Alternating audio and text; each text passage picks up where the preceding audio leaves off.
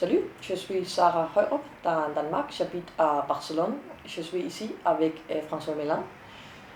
C'est quoi la situation politique actuelle à Catalogne? C'est une situation grave, grave pour deux choses, parce qu'on se trouve on se trouve au sein de l'Europe, et dans une démocratie, l'Espagne, et une région, donc l'une des 17 autonomies espagnoles, qui est la Catalogne, est quasiment hors contrôle de l'État central, en fait, du gouvernement central. C'est un très mauvais exemple pour l'Europe aujourd'hui. Et la situation est grave parce que depuis 3 ans, depuis la tentative de coup d'État, septembre-octobre 2017, on n'a pas vu d'amélioration, il n'y a aucune amélioration, et la situation est encore plus grave parce qu'elle n'est pas lisible, elle n'est pas compréhensible depuis dehors, même en Espagne, des régions comme l'Andalousie ou d'autres régions ne comprennent pas qu'est-ce qui se passe en Catalogne. Et ça fait que même des alliés européens, suisses, européens, de la démocratie espagnole, aujourd'hui, doutent, doutent de ce qui se passe vraiment. Des alliés qu'on aurait pu convaincre rapidement, aujourd'hui, plus le temps passe, et plus la situation ne s'améliore pas, aujourd'hui, ils doutent. Moi, j'ai vu à Perpignan, le 29 février, où maintenant il y a des Européens qui se disent bon, c'est pas noir, c'est pas blanc, c'est gris. C'est une situation qui est chaotique et qui peut devenir un facteur de déstabilisation de la construction européenne. De quelle façon? Ça peut être deux choses. La première chose, c'est que ça peut être un exemple pour d'autres mouvements nationalistes en Europe ou sécessionnistes en Europe qui peuvent dire ah, on a un modèle maintenant que ce qui se passe en Catalogne. Ça, c'est la première des choses. Et la deuxième des choses, est-ce que quand un territoire, comme on l'a vécu en Afrique avec la Somalie, l'Érythrée ou maintenant la Libye, quand un territoire devient une zone grise, une zone de non-droit, où le droit s'applique de différentes manières, où on sent qu'il y a des compromissions, des incohérences, un problème de gouvernance, cette zone de non-droit peut attirer des protagonistes, divers protagonistes, qui ne sont pas forcément fréquentables, comme des mafias, comme des intérêts stratégiques d'autres puissances, Comme quelle? qui veulent, par exemple, la Russie, la Chine qui est très intéressée par la Méditerranée, la Russie qui cherche un deuxième accès à la Méditerranée. Ils ont un accès depuis la Syrie, mais à cause de l'État islamique, ils ont eu très peur. À un moment donné, ils ont failli perdre leur seul accès à la Méditerranée. La Méditerranée est une mer chaude. Une puissance qui contrôle l'accès aux mers chaudes du globe peut étendre son hégémonie. Le seul accès que la Russie a en Méditerranée, pour l'instant, c'est la Syrie. Ils peuvent chercher autre chose. Il y a la Chine qui est très intéressée. Il y a des eaux internationales où l'armée chinoise fait des exercices en Méditerranée. Autres protagonistes, ce sont tout simplement, c'est le crime organisé. Mafia russe, mais aussi la 'Ndrangheta, qui est la mafia de Calabre, en Italie, de Reggio, que je connais bien. J'ai étudié la 'Ndrangheta.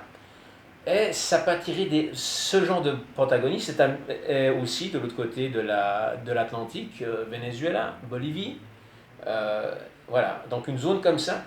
La Catalogne est une petite Californie, c'est une région magnifique, magnifique, qui est stratégiquement très bien placée, pas loin du détroit de Gibraltar, donc de l'accès à l'Atlantique, en frontière avec l'Union européenne, avec la France, et riche en plus, riche, avec un niveau comme l'éducation qui est élevé, qui a un PIB qui est fort.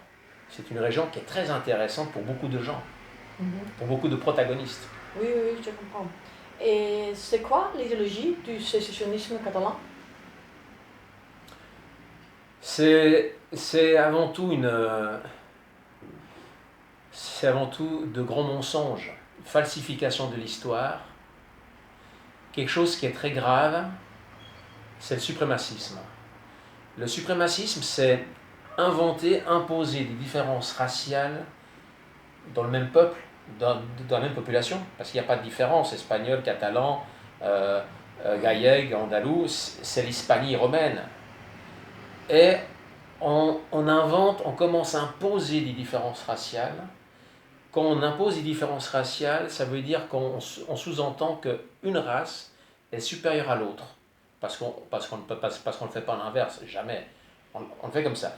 Et la race qui est inférieure, à un moment donné, on considère qu'elle a moins de droits, ou qu'elle passe après. C'est un racisme lié au classisme parce que beaucoup de fois, les gens d'autres régions d'Espagne à Catalogne sont les travailleurs, par exemple. Oui, tout à fait. Alors c'est un racisme total, c'est un bon nationalisme, c'est toujours une manifestation de racisme. Mais lieu à une question de classe sociale. Oui, il y a la classe sociale, bien sûr. Alors ça commence avec une certaine bourgeoisie catalane, celle qui a beaucoup profité économiquement, à tous les niveaux. Et bien sûr, et puis à un moment donné, cette bourgeoisie catalane, à un moment donné, la justice espagnole s'intéresse un peu de plus près à ce qui se passe, notamment avec une accélération depuis la crise financière de 2008-2010, la crise financière, la crise immobilière ici.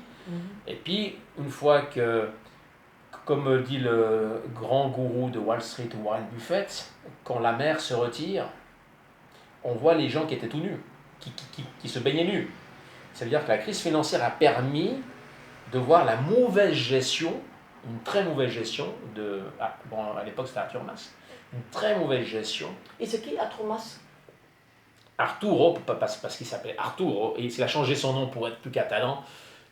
Pour faire plus catalan, lui c'est l'un des dauphins de Jordi Pujol. Il fait partie de cette caste, de cette bourgeoisie catalane qui la même arrivait à Zurich, en Suisse, dans les années 90, avec des mallettes Samsonite pleines de pesetas, l'équivalent de... Parce qu'on a des banquiers témoins, ce qu'ils nous racontent, c'était dans les années 90, dans les grandes banques de l'époque, il y avait Crédit Suisse, Société de banque suisse, et puis l'Union de banque suisse, et ils arrivaient comme ça par voyage, ils avaient l'équivalent de 1,5 million d'euros en pesetas. Même une fois, un témoin nous dit qu'il y avait même l'équivalent de 6 millions parce qu'il avait dû, dans la banque, il avait dû appeler des collègues pour compter les billets. Cette bourgeoisie-là, à un moment donné que la justice s'intéresse de plus près à leur négoce, la règle des 3%, pour certains entrepreneurs c'était même du 20%, cette bourgeoisie-là, pour récupérer... Oui, c'est la corruption totale. Pour récupérer les investissements hors de Catalogne, pour les faire revenir, puis pour échapper à la justice, il n'y avait plus qu'une issue. Ces nationalistes qui n'étaient pas séparatistes deviennent séparatistes, parce que le seul chemin de sortie, c'est de sortir la Catalogne de la juridiction espagnole, de la justice espagnole.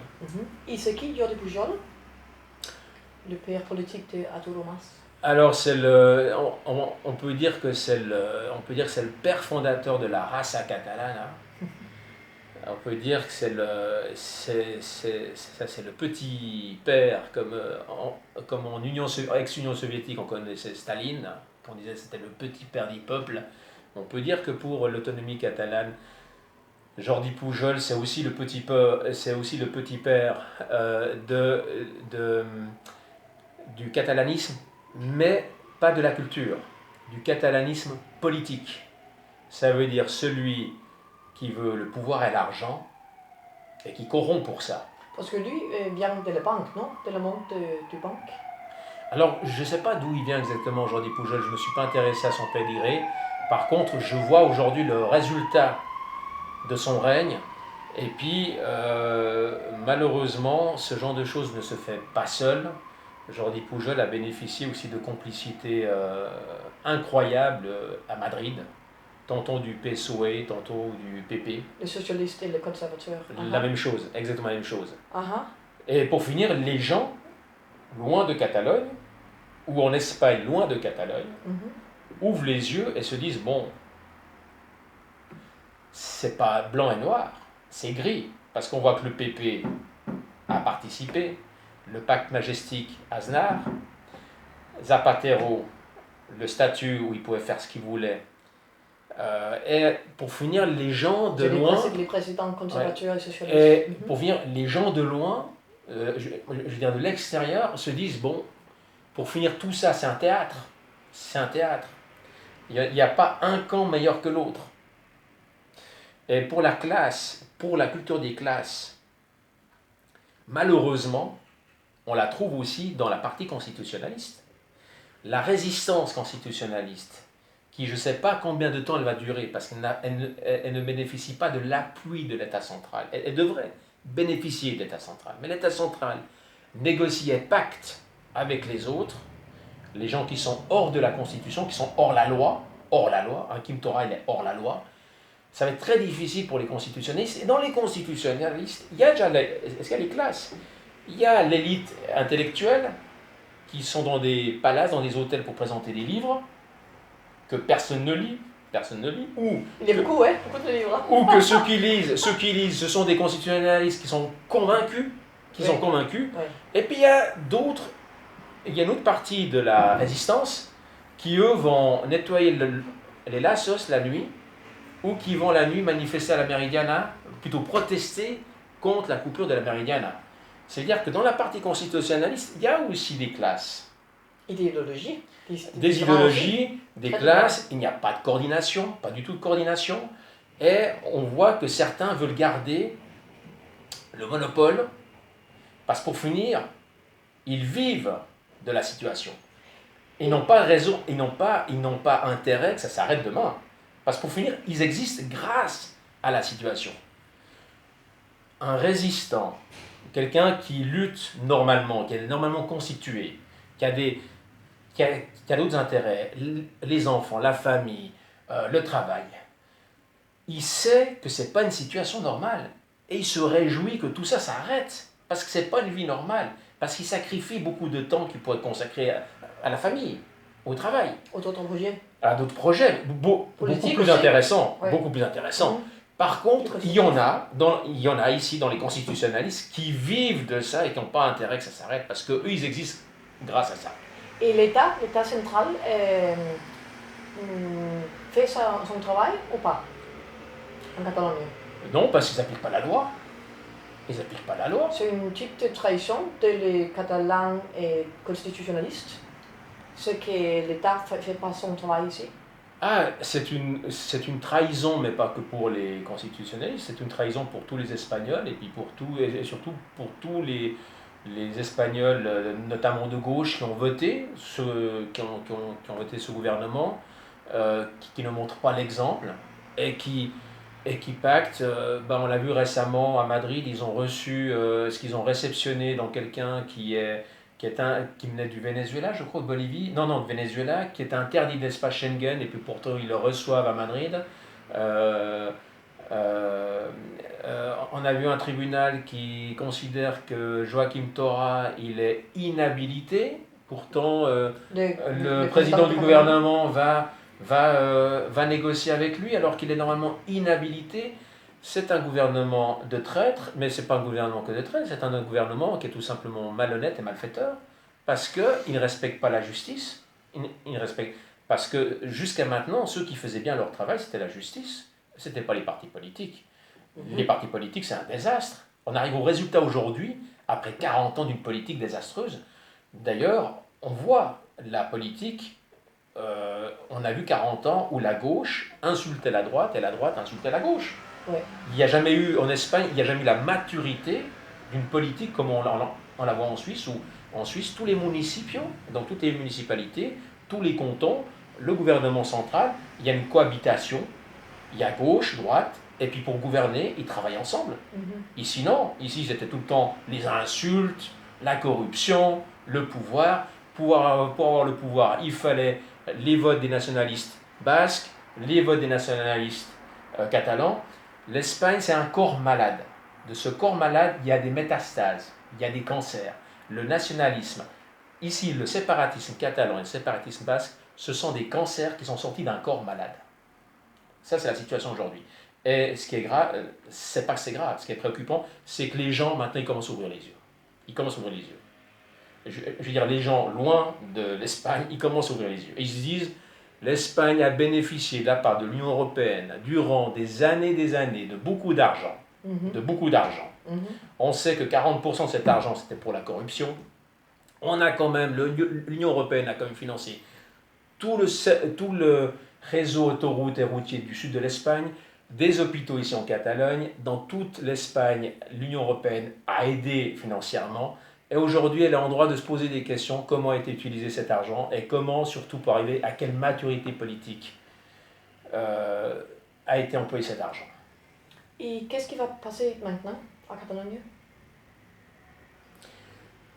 Je ne peux pas le dire. Par contre, j'ai assisté au rassemblement, au meeting de Puigdemont à Perpignan le 29 février. J'ai assisté à d'autres manifestations à Strasbourg le 2 juillet l'année dernière.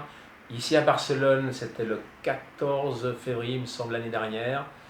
À la Diada, le 11 septembre. Le jour national de Catalogne. À la Plaza d'Espagne, il y a une énergie, c'est une secte, mais avec une force. Maintenant aussi? Oui, une énergie, une force. Depuis les enfants qui sont manipulés jusqu'aux personnes âgées. Et je ne sais pas qui va arrêter ça. Qui va arrêter ça? Ils sont de plus en plus nombreux. Le constat est très simple. L'année passée, il y a eu les élections dans les municipios. Je crois que c'était le 26 mai, en même temps que les européennes. Oui. On a perdu Tarragone, Esquerra Republicana, Tarragona. Le tableau du roi, loin. On a perdu Badalona. Badalona, c'est un fief de l'immigration espagnole anti-séparatiste. Ouais. On l'a perdu. Espagnol parlant. C'est perdu. Barcelone, sans l'intervention d'Emmanuel Valls, on perdait Barcelone. Le jour qu'on perd Barcelone, on a perdu. Barcelone nous permet encore aujourd'hui, avec la Calau, qui est pas du tout fiable,